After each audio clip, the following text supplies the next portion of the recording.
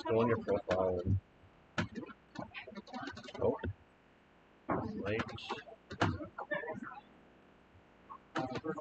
There we go. Just go on your profile, get the link, send it.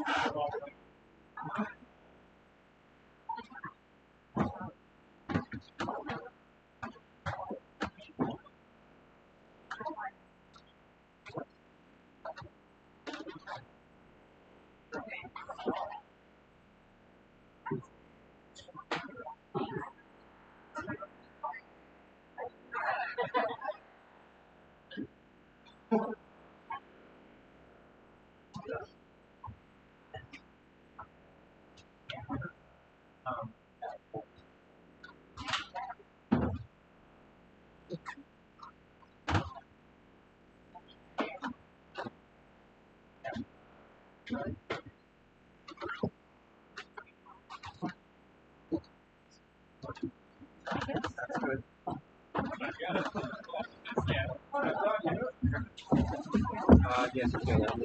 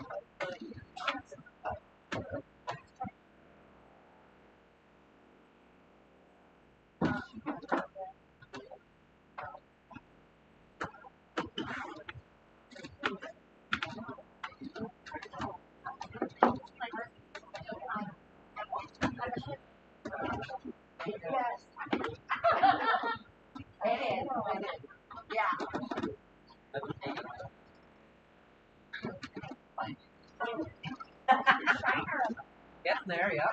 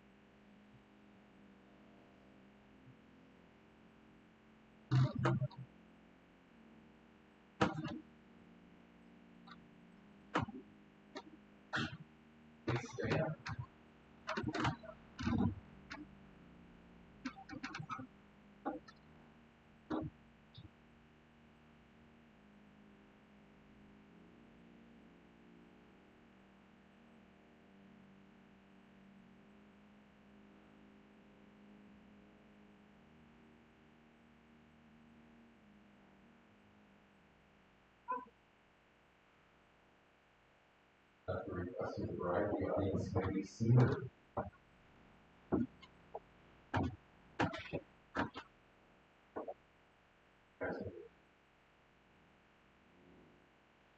On behalf of Brad and Florida and families, we want to extend a warm welcome to all of you who joined us for this very special occasion. Brad and Flora value your presence, value your support, your prayers, and your love on this very, very special day. We are gathered together today in the sight of God and in the presence of these witnesses and yourselves to join together Bradley, Vernon, Barringer, and Flora Fabus in the bonds of holy matrimony. According to the laws of the province of Ontario, to unite them in the presence of God to a sacred, binding relationship that pleases Him. Marriage is God's idea, designed strategically to be a living parable or picture of the love relationship which exists between Christ and His church. Brad and Flora desire more than just a legal union of lives. They recognize that it is God who is not only the architect of marriage, but the one who joins two lives together. For this reason, they value God's presence, blessing on this special day. And so with that in mind, at the beginning of this ceremony, we're going to ask Vernon, Brad's father, to come in prayer.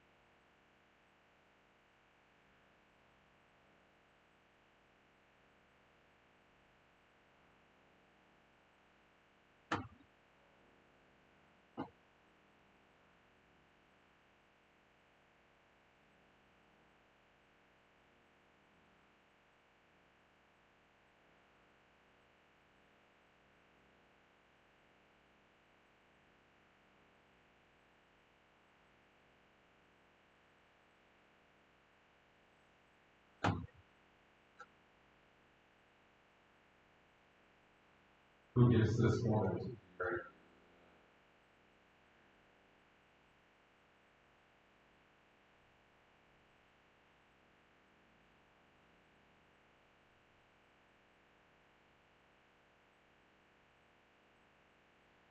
So Brad and Flora have selected two hymns for us to sing today. They're found inside of your program. And so Emma and Tim are going to lead us in these two hymns at this time.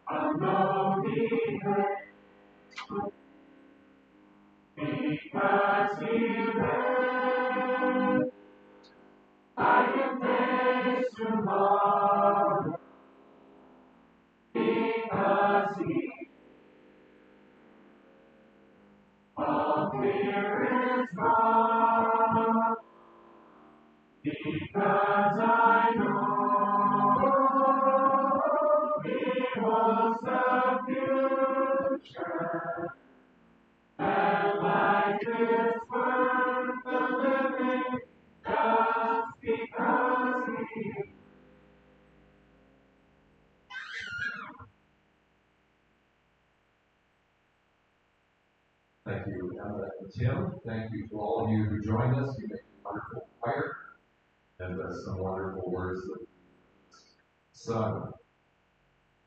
And so, Brad and Flora, as I was considering what to share this afternoon, I started to ask the question, why bother with the so-called Christian wedding?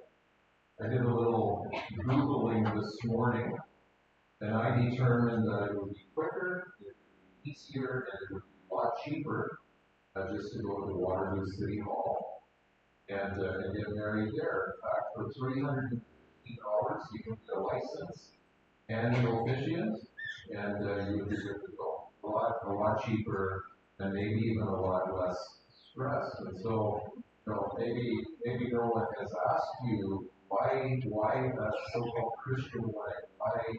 Why are you going through all of this? I think some of us know the answer, but I think some words to that question and to that answer. I think you know it as well as I do that what you're so much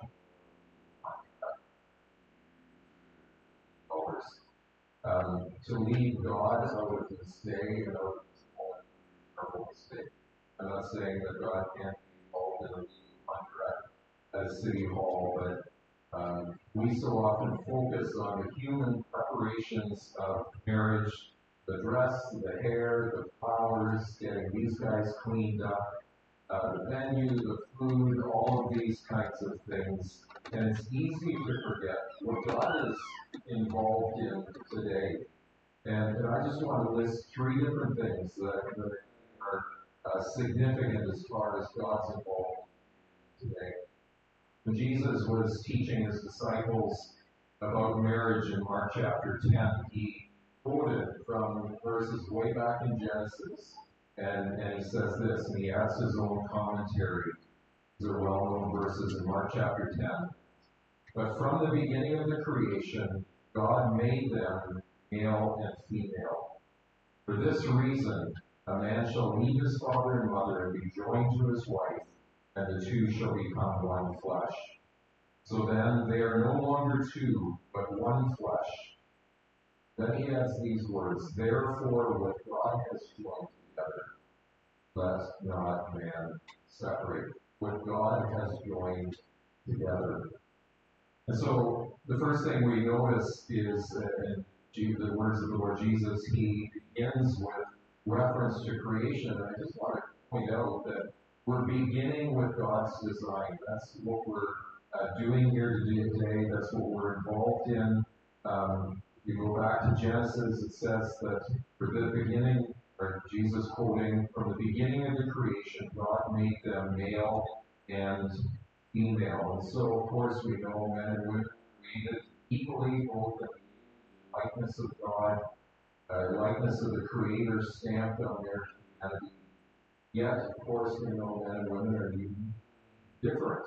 So when God looked at the man who made from the dust of the ground, breathed life into him, we hear for the first time that something is not good. Often it's a wedding. But not good was that man should be alone. It's not good that man be alone. And so the solution in the mind of God was to make a helper for man, one he formed uniquely, designed Eve uniquely to perfectly complement Adam's humanity. And then we read that God officiated the first wedding. It doesn't say it in those words, but he brought the woman to the man. He brought Eve to Adam, and they were joined together, and the conclusion of that says, therefore a man shall leave his father and mother and be joined to his wife, and they shall become one flesh. So again, it's just good for us to remind ourselves as we go through this ceremony, we are following something that God established a long, long time. As we think of marriage and Christian marriage in terms of being anchored in history, this is not something we came up with. This is not something that evolved over time, that some religious people got their heads together and thought this would be a good idea. No, this is something that was woven into the fabric of creation. Before governments were established, before any kind of religion was established. This was right in the beginning. God brought a man and a woman together for life. And so, as we think of this day and what's happening, you're getting involved in something that's all the way back, a long way back to the beginning of time. But I think you'd agree with me here this afternoon that there's something more going on. So I know man, woman coming together is God's pattern, but my suspicion is that the two of you are not standing here thinking, "Oh, this is my God-given duty. I'm a man, here's a woman. I want to follow the pattern, and so under obligation, I must come together and spiritually minded." There's more going on. I mean, it's good to honor God's pattern, but I think there's also another motivation going on here. Attraction kind of thing that's going on here, and it seems to grow and intensify over the last little while.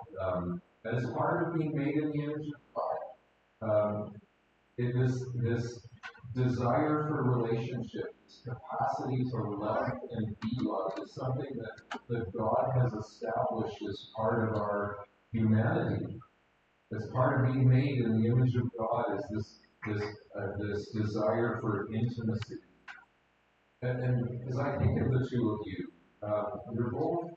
you're not, how do I say this? You're not the type to stand out, to go looking to stand out in a crowd.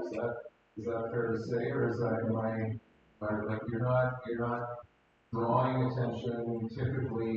Yet somehow the two of you found each other, and that's another story in itself for this afternoon. But there was a point when you noticed each other.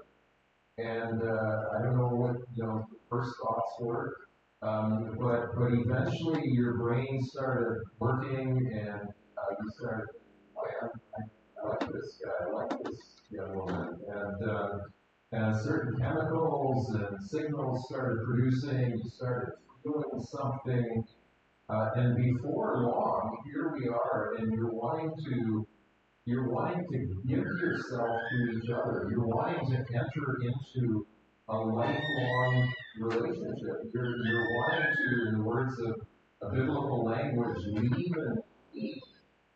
And again, that's extremely sacrificial. You're wanting to, in a sense, give your life over to be lived with each other.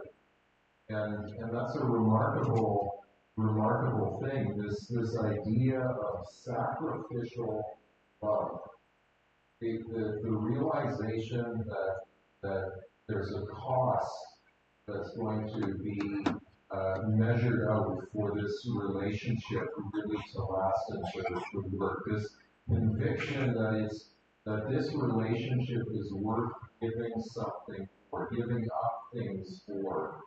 And so true love, price tag, as you are well aware, and that's something that you will learn and grow to understand even more. And certainly as we think of marriage and we think of God's part in marriage, not only are we honoring God's pattern, but what's happening here today is a reflection of God's heart. We know that the Bible places a great emphasis on marriage. Certainly in the first chapter, the second chapter of the Bible, and the Bible is another great Bible, and it's a big wedding. When the bride is prepared for the Son of God is presented, and it's the kind of thing that's going to be all the eternity celebrated and offers up. And the Bible is very clear that every human and earthly wedding is just a living parable or that greater love story. We love love stories, and that's why we're all here. We're excited about two of you. It's fun to watch the two of you as you're already starting to learn and be sensitive to each other's perhaps weaknesses or vulnerabilities, to see the two of you tenderly caring for each other and interacting with each other is a beautiful thing.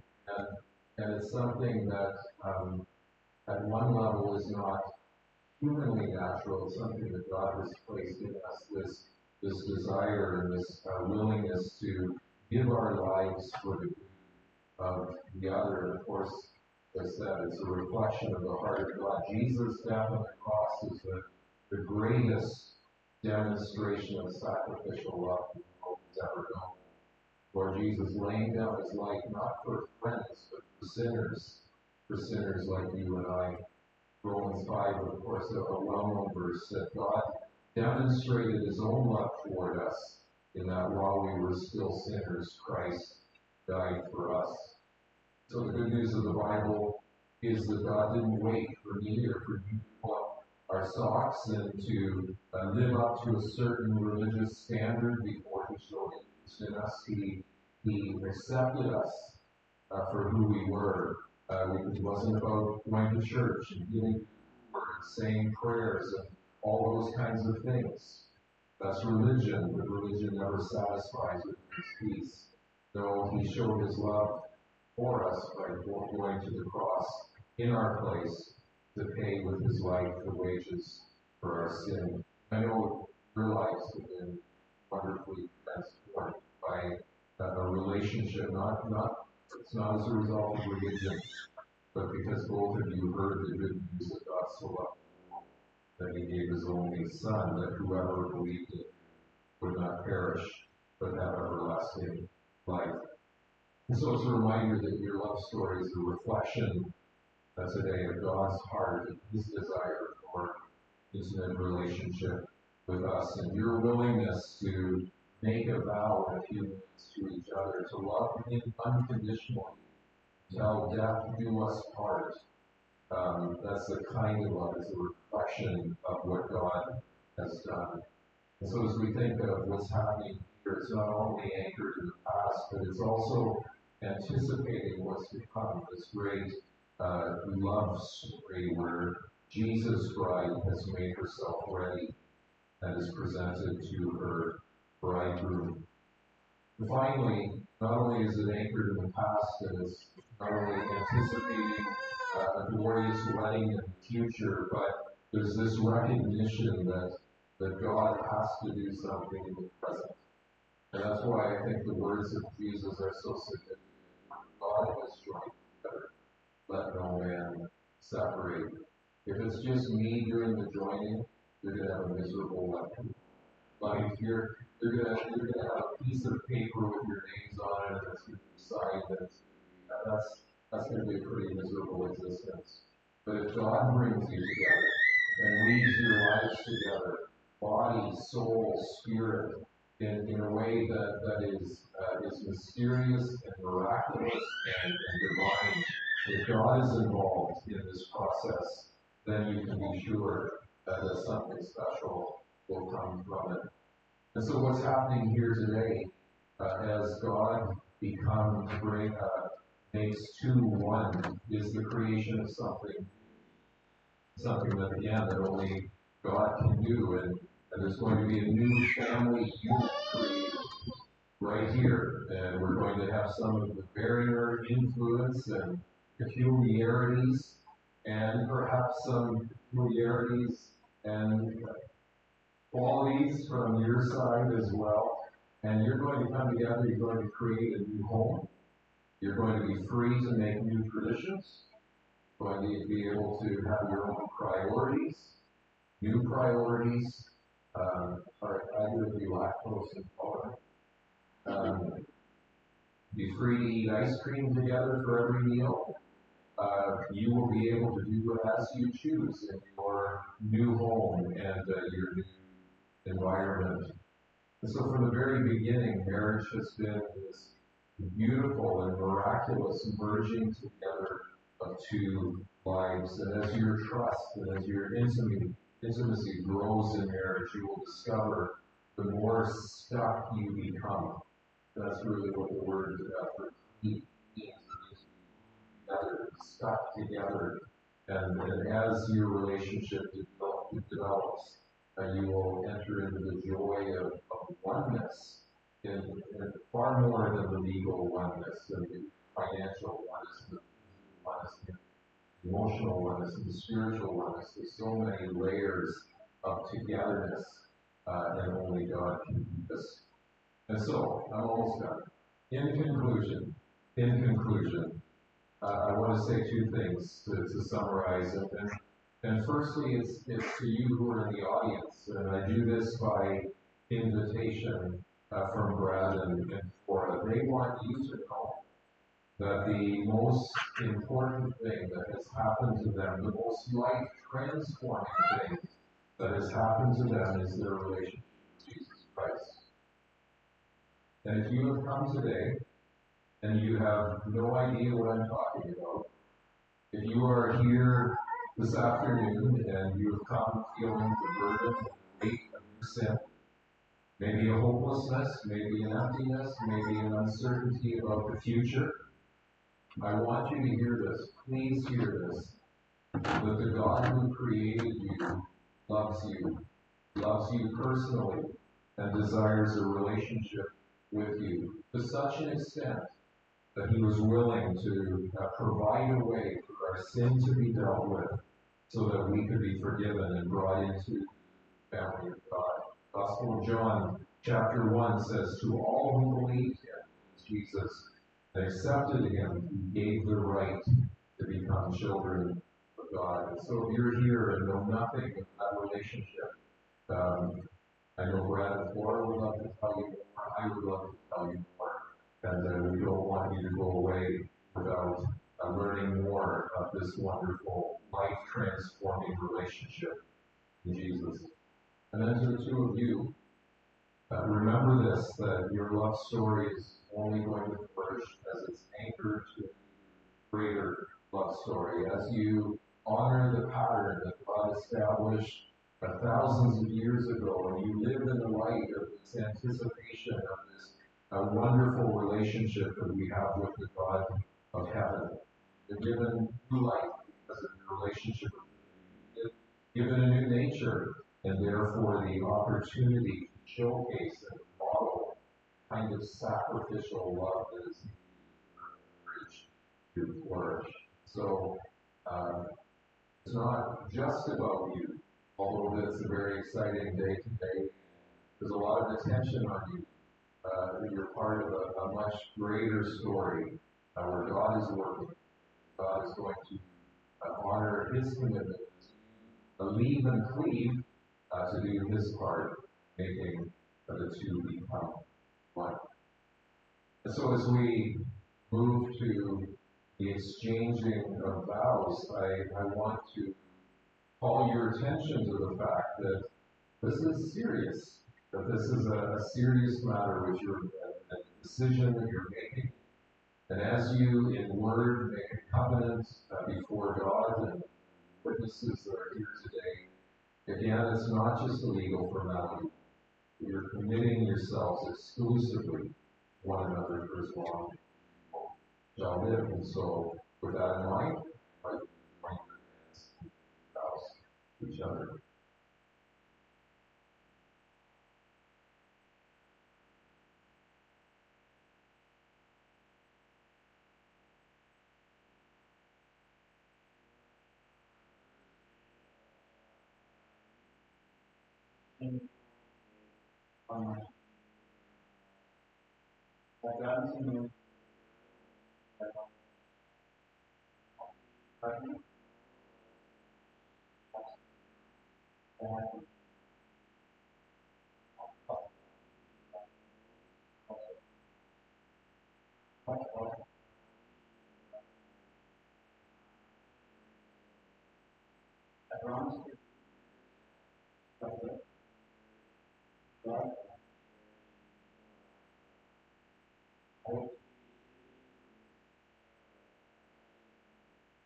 As the years go by, we will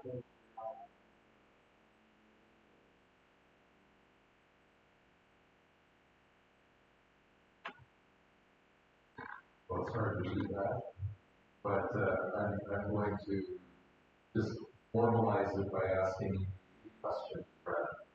Do you promise to be a faithful and loving husband and wife, following Christ's example in laying down your life?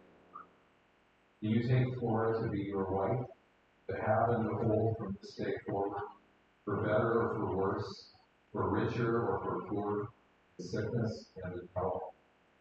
Do you promise to thoughtfully and carefully enlarge the place she holds in your life, constantly expressing your love for her in words and actions, forsaking all others, cleave to her with a love which does not fail until death separates you or Christ returns?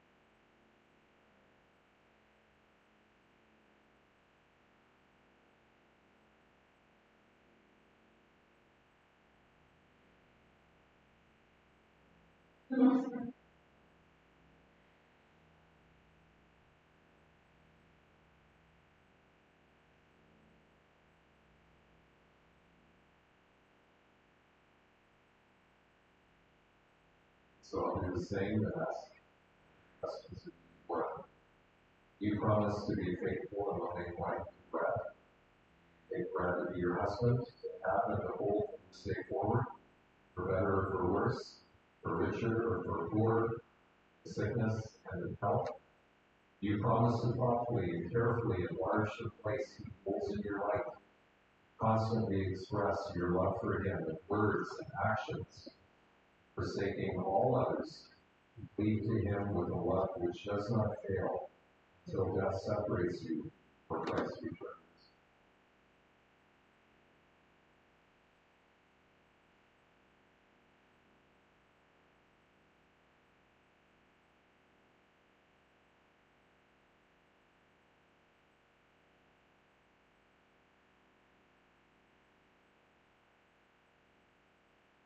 From the earliest time, God has given symbols to confirm his covenants.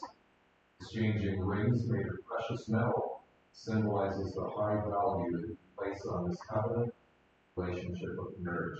Being one unbroken circle, it symbolizes the unending love that you promise each other. So, Brad, please repeat after me. I give you this ring as a token and pledge I give you this ring of my unending love for you. of my unending love.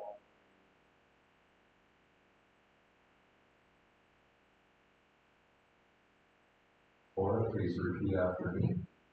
I give you this ring as a token and pledge of my unending love for you.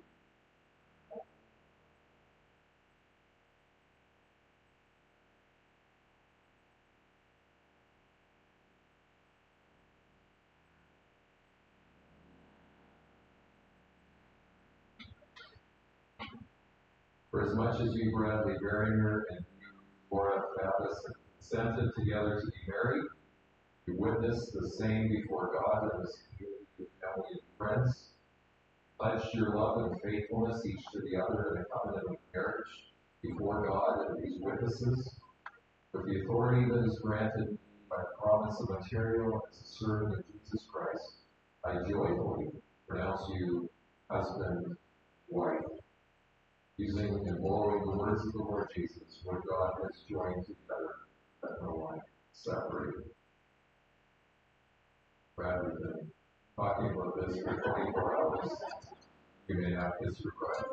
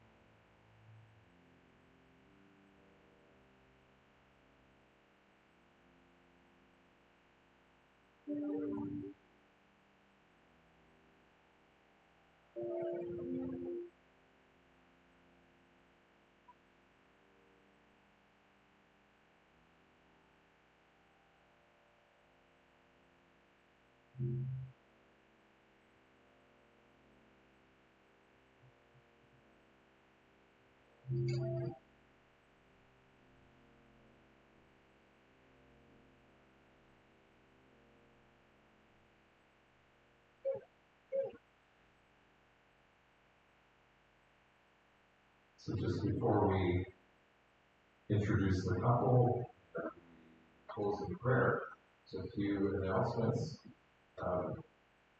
Family pictures are going to be taking place immediately following the ceremony, just down the first set of steps here on along with that's the request. And for the rest of us as guests and family and friends, we are invited to head downstairs directly below this, so around the corner and down. And after the family are joining us down there, and be aware that the reception starts at 6 p.m. and you are asked to be upstairs finding your seats by about 5:45 so that we are ready to roll for the reception at 6 p.m. Is there any other cover for now? All right, we're going to ask Phil to come and get our couple prepared.